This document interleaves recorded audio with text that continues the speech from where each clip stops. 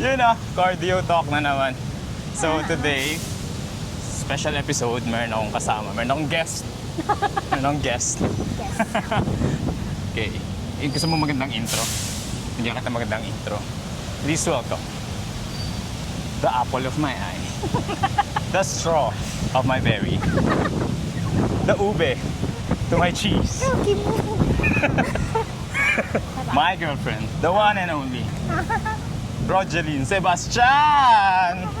Hi! Is it? So today, pag-usapan natin yung mga struggles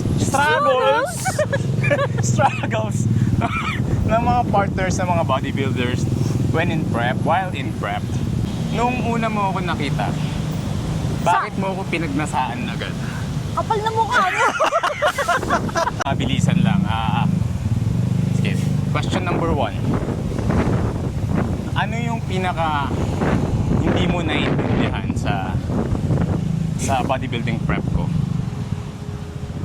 Wala. Hindi naiintindihan. Lahat naiintindihan ko. Okay, bahin natin yung question. Ano yung pinaka ayaw mo Sa prep mo? sa prep? Yung sa process ng prep? Maliban sa steroids. Maliban saan? Maliban sa? Sa trend. Tapos, ano yung mga, syempre, tulad niyan. Mga ano lang naman. Actually, nahihirapan ako sa pag naka-prep ka, yung mood swings mo talaga. Yun ang hindi ko siya mabalance. Kasi,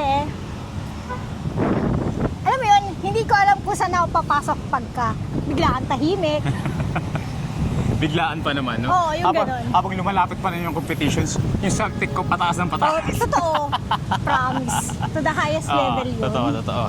Pero paano mo hinahandle yun? Anong ginagawa mo? Ay, ito. Nagbibilang ako hanggang 10. Kulang yung Tapos, 10. Hindi, 10 lang. Tapos hihinga ako ng malalim. Tapos sabihin ko, I can do it. Si kalbo lang yan. Okay, question number 2. Siyempre ito, halimbawa, itong naka-prep ako. Yung focus ko talaga, siyempre sa prep. Do you feel unappreciated? Hindi.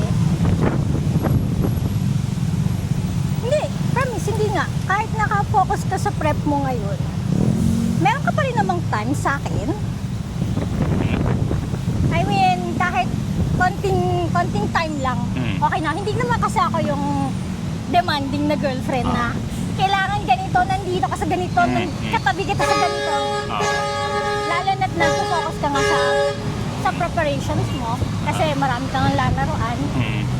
So yun, hindi naman okay lang. Nice one. Ganda nun. Naisip mo bang hiwalayan ako habang malakas yung saltik ko minsan? Ano yan? Yung honest. Oo, talaga. Promise. Lalo na, Ito kasi lalo na last year. last year. Yung last year, oo, kasi last Talagang- year kasi LDR kami. So, nasa Isabela siya, nandito ako sa Manila. Actually, nung una hindi naman, pinauwi ko siya na Isabela. Oh, pinauwi niya ako. Out of Kasi the nga blue, medyo ikaw muna. lumalakas yung saltik ko, pinauwi ko siya sa Isabela. Tapos noon, hindi naman tayo nag-aaway, pero hindi ko siya kinakausap. Yeah. Nagme-message ako, good morning. Good morning, Tapos good good night. night. Tapos yung I love you na mali-mali pa spelling. Parang transactional lang kami nag-uusap. Ganun. Pero ngayon kasi, ito yung prep na, first prep na nakatira kami sa isang bubong. So far so good. So far, so Diba? good. Di naman, Yeah. hindi ko nung kalakas yung mga mood swings ko. Kung meron man, saglit lang. Oo. May Tsaka, subject man siya. Mabilis i-handle, no? Nagpapabenta Mabilis lang siya i-handle, pag oo. ano, pagka... Gusto ko lang talaga yung lambing minsan. Versus minsan hindi ko binibigay. Ikaw rin pala may problema eh. Lugi kasi ako, lagi na ako naglalambing eh. Sa tingin mo ba, itong gantong sitwasyon natin na itong nakaprep ako, medyo yun, moody, Mhm. itong process ng prep. Mm. Ito ba makakatulong sa pagpapalakas ng relationship natin? Oo naman. Di ba? Nakakatulong yun. Actually, kailangan subukan nyo lahat. Mag-prep kayo lahat. Mag-prep Oo, kayo, kasi dun saltikin kayo, kasi doon nyo malalaman kung mahal kayo ng partner nyo. Kita nyo to, hindi pa ako iniiwan. Doon yung matatest talaga yung pasensya nyo sa Ay, isa't oo. isa. Totoo. Totoo lang. Bilib Yung nga ako bang sa... haba na ng pasensya ko, meron Ah. pa palang masahaba. Bilib ako sa pasensya niya kasi minsan talaga naghahanap ako ng away. Meron ngang one time, umuwi ako, tulog na. At Ay, ano ba yan? tinulugan Tulog na. Gusto ko pa makapag-away. Alas 9 pala. Sadyang tinulugan mo siya para walang Oh, away. yun yung technique. Tulugan mo na agad. I'm sure, na-experience din to ng mga bodybuilders na may partners. Siyempre, ano yung message mo sa kanila? Yung sa mga partners na mga bodybuilders na naka-prep. Ano lang, ang message ko lang sa kanila, habaan nyo lang talaga yung pasensya. Kasi after naman ng preparation, babalik naman sila sa pagiging tao ulit. Kung ano yung ugali nila sa'yo before, paano ka nila lambingin before. Nang hindi Malambing sila pa rin naman ako ngayon na. Iba yung lambing mo ngayon sa lambing mo pag di ka naka-prep. Okay. Pasensya lang talaga.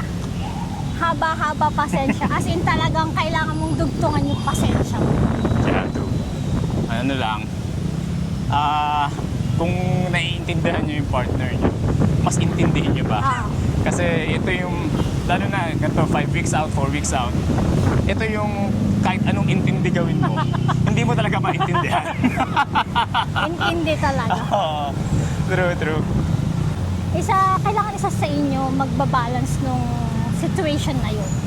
Nice. Hindi pwedeng pag galit yung isa, galit ka rin. I like that. Yun lang. Okay, so that's it for today's cardio talk. Yeah, medyo hinapon tayo kasi kaninang umaga, kanina madaling araw maulan. Mas mabuti na yung safe, hindi ka magkasakit. So anyway, I'll see you again tomorrow. At tandaan nyo, yung prep, lalo na sa mga partners yan, may mga partners yan, gawin nyo yung way para palakasin yung relationship nyo. Hindi Okay. kayo dapat nagka-clash na dalawa. True. Ano lang, mas malalim na understanding pa, Tawanan mo na babalik lang. rin niya sa normal. Tawanan mo na lang siya. Kaya, Pag true. sinaltik siya, tawa ka lang. Ah. Ganun. Para lalo siya mapikon. True. Tutulog na lang siya. Bawi na lang kayo pag matino na siya talaga. Oo. Tingnan niyo ako nung bumawi ako. Okay. Last Kaya guys, keep grinding, keep pushing, keep learning. Peace out.